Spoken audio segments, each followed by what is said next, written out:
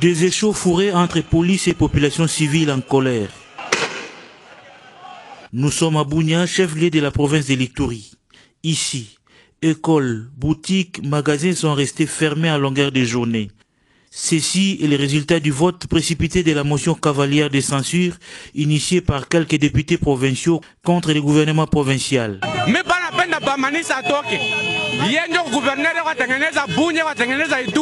Pour mettre fin à toute spéculation, le gouverneur de province Jean Bamanissa sort de son silence et rassure.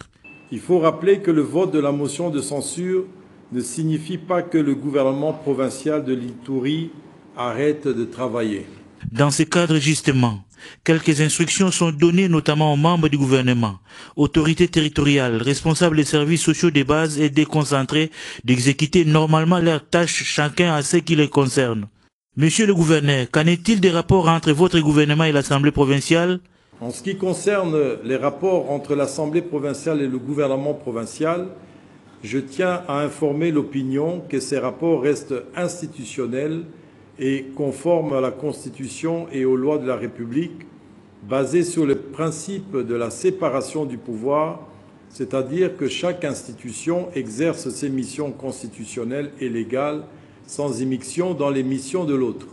Une position soutenue par Dieudonné Lossa, président de la société civile de l'Ituri. Entre les deux institutions, nous avons toujours souhaité à ce que chacune de ces institutions reste dans ses limites.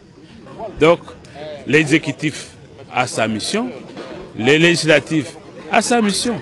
Et chacun doit rester dans ses attributions. C'est l'unique façon de faire la paix pour les deux institutions. Au regard des irrégularités contenues dans la procédure ayant abouti au vote de la motion, le gouvernement provincial a saisi les instances juridictionnelles compétentes pour être rétabli dans ses droits, tels que l'exige l'état des droits. Affaire à suivre.